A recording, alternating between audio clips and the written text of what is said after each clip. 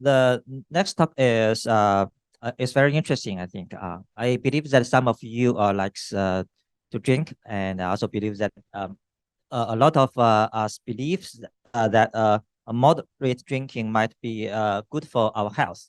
So let's listen to Professor Bennett's talk. Professor Bennett is from University of Oxford, and he is going to give us talk on the relationship between alcohol and the cardiovascular disease. So welcome, Professor Bennett. I'd just like to take the opportunity to thank Andrew for inviting me here. I've been embarrassed a little bit by you. I haven't brought any presents to give you at all. So all I've got is this talk, basically. Okay. So what I'm going to talk about is a kind of well-known public health problem. In the lay press, there's always sort of things related to the benefit of alcohol and so on. And, usually these things come out at Christmas. For the younger members of the audience, this kind of story started quite a long time ago. It's based on ecological data, where they found that just comparing sort of deaths and cholesterol levels just at a country level, they saw that actually, even though cholesterol levels were high in France, they seemed to have a lower death rate than some other countries. And then they did some more work, and looking at this, they sort of thought, okay, what's happening here in terms of CHD death rates? France was quite low, and they drank more sort of alcohol than sort of other countries. And this sort of set off quite a lot of sort of interest in sort of like looking at this ecological data to say, well, what is going on here? Why is France sort of doing better? And, essentially, it became known as the French paradox. And this led to sort of several sort of things going on. And, it suggested that it might be due to high wine consumption. Essentially, that the French were consuming wine with their meals, and that led to epidemiological studies to try and sort of look into this in a bit more detail. And, there were various hypotheses, so they tried to sort of think about in terms of what might be going on with smoking. So someone mentioned smoking and lung cancer earlier on. A lot of the evidence suggests that there's a time lag. When you smoke, actually, it takes a long time before you start seeing the harmful benefits coming into play. And so that was one of the hypotheses that was proposed. But also things like diet, what things you're eating as well. So maybe your sort of, if your behaviors that cluster together in terms of, nice lifestyle, usually people eat well as well if they exercise and various sort of things like that. And as I mentioned before, patterns of drinking. So patterns of drinking varies substantially between countries. So in the UK, people will sort of be going out at the weekend and drinking, but they wouldn't be drinking with a meal, whereas other countries, maybe people sort of drink with their food and sort of take that easy. So there's quite a lot of observational epidemiological studies, but the main thing was the shape of this association, where you actually see this kind of J-shaped curve, suggesting that, at this lower end, the moderate alcohol consumption, you're seeing some kind of evidence of potential benefit. And then obviously, as you drink more and more, then the harm comes into place. But there's quite a lot of biases in the observational evidence. I'm not expecting you to read all this, but there's various things that are going on. There's confounding by the type of drink. There's confounding by socioeconomic status and lifestyle characteristics. There's choice of reference group. Which group are you referring to when you're actually thinking in relative terms? Reverse causality. Usually when people get sick, they may keep up certain behaviors, so they'll stop drinking if they've got some kind of early signs of disease. So that can distort what you see later on. There's obviously misclassification and recall error. There's within-person variation as well. People change their behavior over time. Usually people drink less as they get older, those kinds of things. So those kind of problems can actually come into play.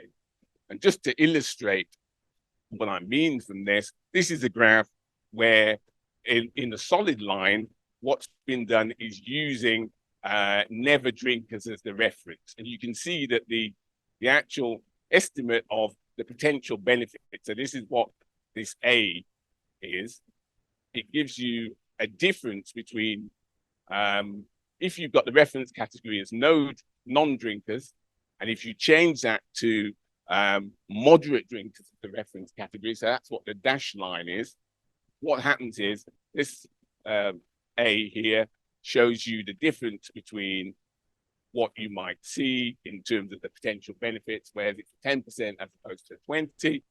And then also in terms of where the harm occurs, this is what B is showing here. So essentially it's saying the harm starts occurring later if you use a different reference category. And if you change that, then actually it suggests that the harm starts occurring slightly earlier in the process. So, people have tried to do comprehensive IPD meta-analyses, so getting all the observational data together and saying, can we deal with that? So this paper was published by a large collaborative group. They looked at sort of over 500,000 current drinkers from 83 sort of prospective studies with quite a lot of long follow-up. They had repeat data on alcohol consumption. They tried to sort of have a healthy group where they took out sort of various things and tried to deal with reverse causality, all those kind of problems that I mentioned before. And still, even when they presented the results, you still saw this kind of J-shaped association there, particularly with cardiovascular disease in that paper. And people have talked about potentially doing a trial. So there was a trial that was planned apparently in the US.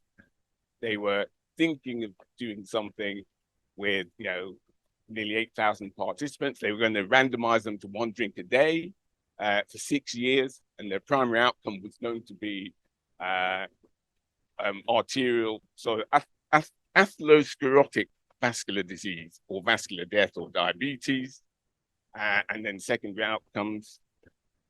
But they pulled the plug on it. There was just no way you were going to be able to do that from an ethical standpoint, and so on. So that's led people to think, well, what can we do in terms of observational data and bringing sort of genetics into play here? So essentially, there's 2 genetic variants that are known to alter alcohol metabolism. The first one actually stops alcohol, sort of speeds up the process, essentially, of alcohol changing to acetaldehyde. And the other one stops the release. So basically, when you drink, it takes a long time to come out of your system, so you stays there. And that can lead to accumulation causes of nausea and flushing. And there's 2 variants, one in the ADH1B gene and the other one in the LDH2 gene. And just to give you a simple illustration, so you can, for those who may not be familiar with Mendelian randomization, if you can use a genetic instrument that actually relates to alcohol intolerance, so people feel so bad that they just don't drink, essentially, because they feel terrible after even just a small amount of alcohol. That gives you potential to look at a genetic study and mimic a randomized trial in that sense. And again, just to illustrate some of the assumptions, so using this kind of Mendelian randomization, you've got various assumptions. And as pointed out earlier, sometimes these assumptions are not easy to check. But the main assumption, so the one that you want in green, is that your instruments really do work on alcohol. You want to try and think that actually the pathway that it's all working through is directly through alcohol to the outcome.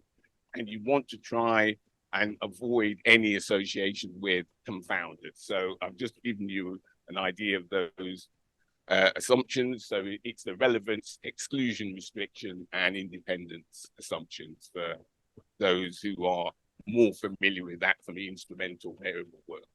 And it's the same concept when you're using a genetic variant as your instrument.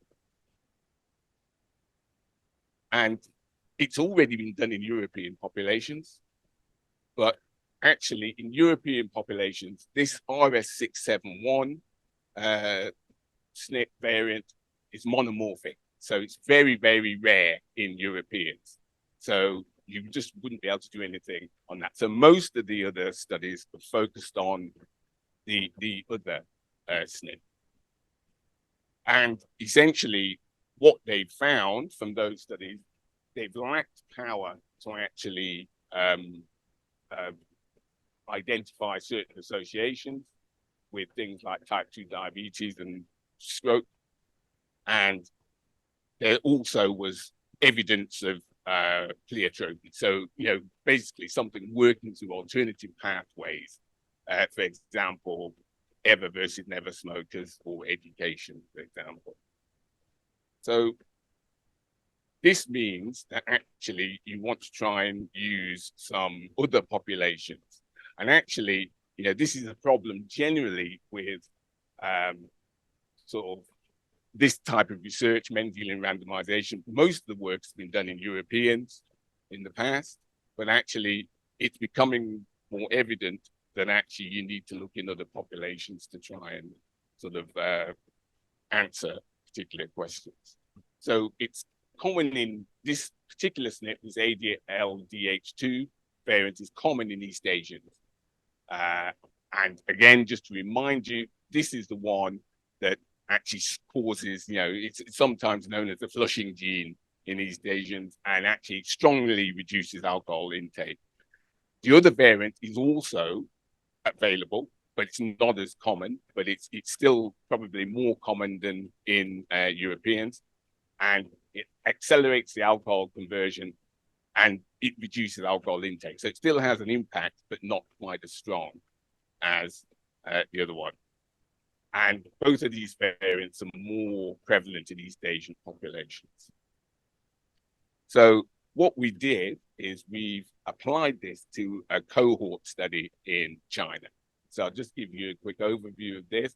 So this cohort study, we recruited participants from 10 areas of China, 5 urban, 5 rural. There's about 500,000 participants included. You've got questionnaire data, you've got physical measurements, we've got resurveys. So basically what we do is you try and collect new information to see what's happened, changes in behavior, for example, over time, but also adding in enhancements and various other things on a subset of participants. So we've measured various things, and then we've also got assays of stored samples. And this is a joint collaboration with us at the University of Oxford and colleagues at PKU. So there's joint PIs are Professor Zhengming Chen and Professor Liming Li.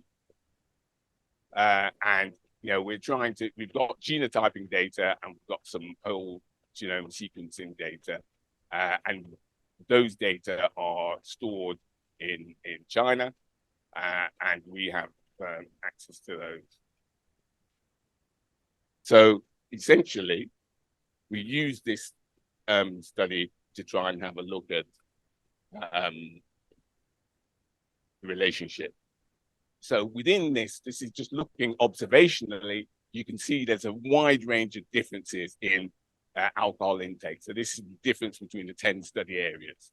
So Sichuan seems to have higher alcohol intake, and there's a large contrast between men and women in terms of women rarely drink, and so this is the observational data.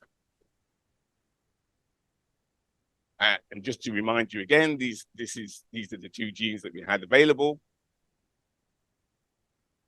And we also checked the strength of the instrument. So we had a look in our data. We did a GWAS and of the alcohol data, and we found these two SNPs, with, obviously very strong effects. So, one of the problems with Mendelian randomizations, if you've got these kind of weak instruments where you may not have very strong effects. Then the next thing that we did was we tried to categorize people into groups of alcohol intake by genotype for these two genotypes and by the 10 areas. So there was basically 90 combinations. And actually what we did was then to work out what the kind of alcohol intake was for each of those regions and individuals within those. And then we grouped those all together into sort of different categories. So that's what this is here. Let's try and move it there. So essentially, we had low drinkers were those with kind of 4 grams per week. Then we had another category up to 18 and so on. So we split them across 6 categories overall. So that's what those dashed lines sort of indicate. So it wasn't on, it was purely the alcohol was classified based on genotype and region. And that's how you work with that, how it was. Ex-drinkers were given the kind of average alcohol intake for participants in that region.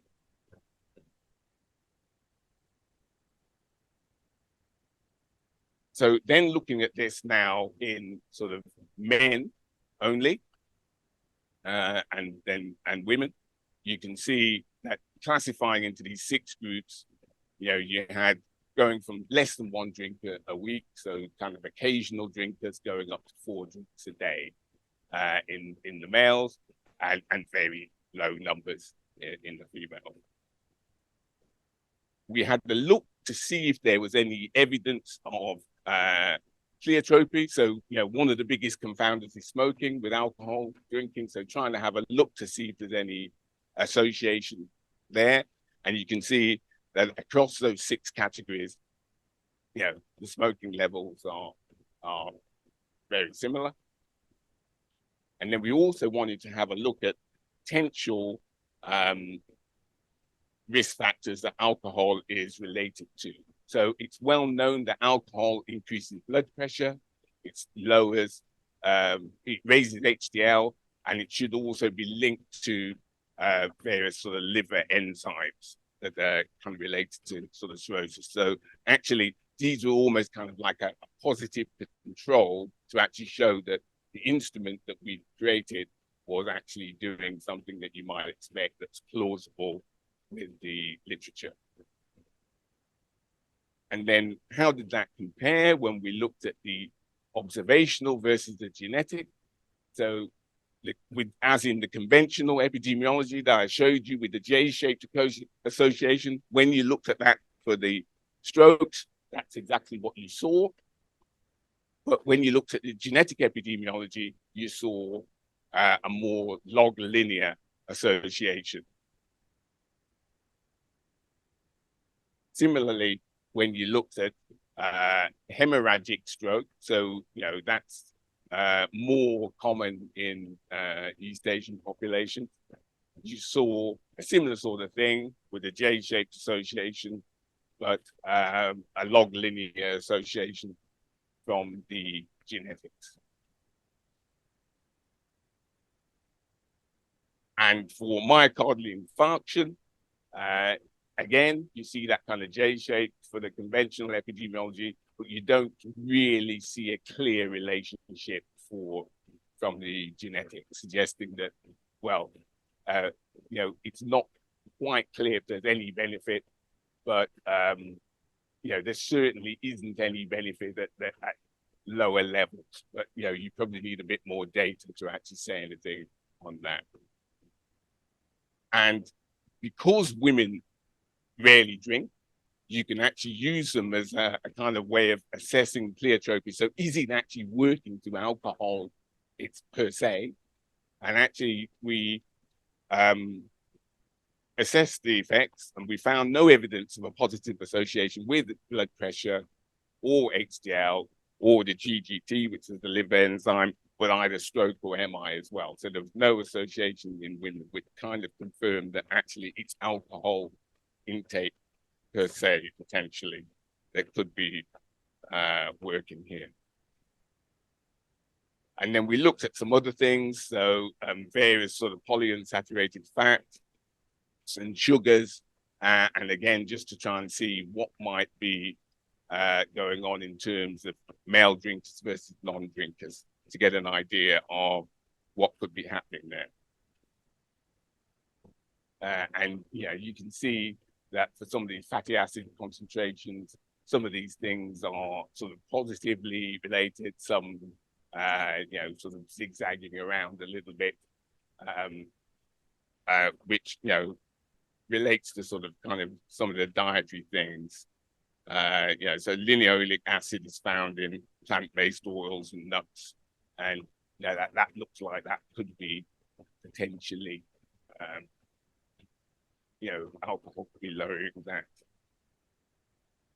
So just to summarize, so the stroke risk increased by about a third for every 4 drinks a day. So the 280 grams per day that we use is about 4 drinks, 4 standard drinks in the UK. And it certainly looks like moderate drinking does not protect against stroke, certainly on the basis of this evidence, but it was less clear for the effects of myocardial infarction. And we knew that genetically predicted alcohol raises blood pressure. I didn't show you glucose and adiposity, but and fatty acids, I showed you that it's linked to those. I didn't show you the results, but genetically predicted alcohol is also associated with lots of sort of cancers and various other things as well. So we have those. So to conclude, certainly from this study, and there may still be extra work to do, the apparently protective effects of moderate alcohol intake against stroke appear to be largely non-causal.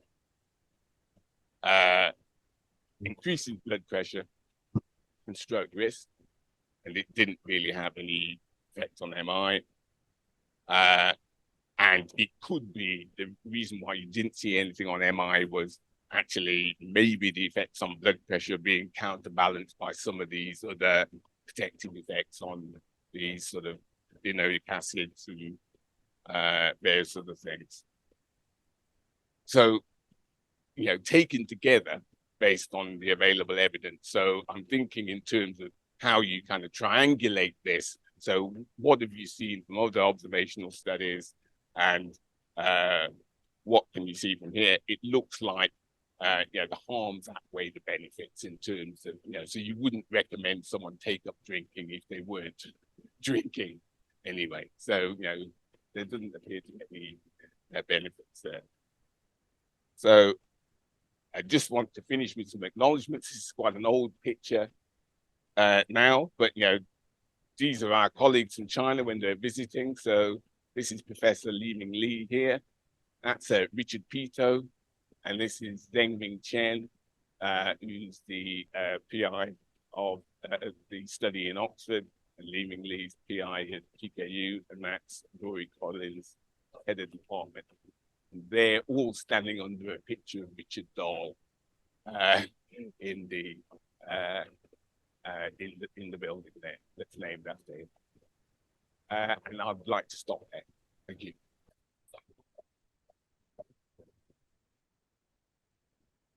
Do we have any questions? Yeah, Thanks so much. Indeed, a thought-provoking topic. So many questions, obviously. So to link to my talk about the absolute effects, can you make some comparisons on the impact of that drinking may have on reducing health, say in life years compared to smoking? If you show this number of 70% smokers, I was very worried about the health situation in China. So to make that comparison, can you make any guesses on the order of magnitude in absolute terms?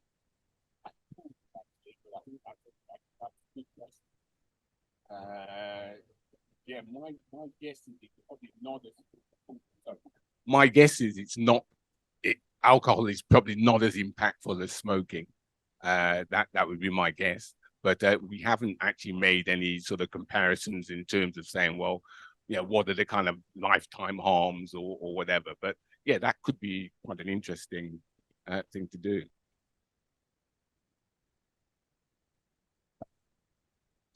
A somewhat more technical question, but these Mendelian randomization studies on relatively late in life outcomes, like your stroke, the Mendelian randomization assumption actually only applies at conception, not not later in life. Yeah. So, are you worried about that?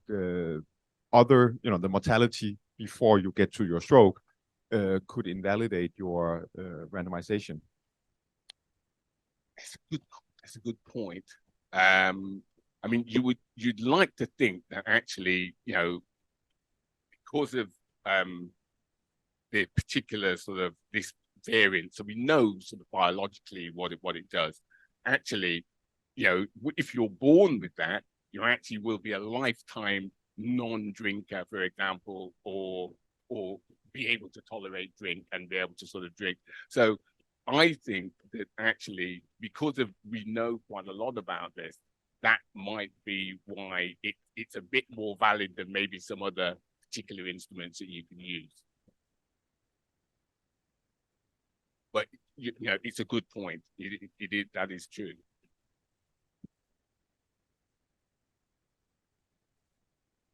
Very, very interesting talk, and there are many questions. So, it's kind of follow with the SAS. Is there are so many other genetic things. Why choose those two as an instrument? Why choose those two? Yeah. Simply because they're well known in the literature. There's good sort of biological knowledge. So, I mean, one of the things about using sort of Mendelian randomization is if you have that kind of biological knowledge about things and you know the way they work, it does give you a good sense of what is going to be reliable and what is not. So, you know, there's a distinction in the literature, you know, that calls things like cis-MR, where actually you know that it affects a particular protein that actually has a function that you can measure, and it's got lab work and a lot of knowledge about it. So that's where MR really comes into its own, if you actually know those sort of things, whereas it's a lot weaker if you just choose instruments that could be related to you know, lots of other things, and the biology is not as well covered. Yeah, well, actually, it's good. But on the other hand, I think to me, whether you choose a gene to be an instrument is whether they satisfy those three assumptions. Yeah. Exclusion restrictions. Yeah, right? yeah. So do you think the two genes you choose are more likely to satisfy those three assumptions than other genes? I think so, yes. Yeah. That's what I'm saying. And actually, they would, I mean, you could actually have a very large sort of genetic instrument where you actually chose lots of the variants to try and maybe boost that, but actually you increase your chance of other pathways being involved, because you're actually, although you're potentially boosting your instrument, there may be a lot less known about those other variants that you're pulling in. So sometimes it's better to keep it sort of fairly simple, and you know that whatever you're seeing could be robust, as opposed to trying to sort of increase things by bringing lots of, maybe creating a polygenic risk score or something like that, which might be good for prediction, but not for causal inference in that sense. Okay, quick questions about data. Yeah. Do you record type of alcohol they take? Yeah. Like a multi versus non-multi? Sorry. Yeah, because the people always ask questions that they think in China, a lot of people believe if you drink multi, that's type of the drink. Yeah. Is good for you. Then Yeah. the non-multi. So in your data, does it record it whether what type of drink? It does, yeah. Oh, is it does? Yeah, so a lot of people, it seems to be more common to drink spirits in China than Beer? yeah, we call things like spirits, things like sort of whiskey or brandy or those kind of things. Whereas maybe in the UK, it's a bit more kind of like beer and wine and so on. It may be changing now, but when these data were collected back in nearly 20 years ago now, yeah. It could be. I mean, we probably didn't have enough detail to actually look at type. We just looked at all alcohol intake at this time. But you're right. Yes, type could make a difference as well. Okay, a very interesting talk. Thanks. Okay.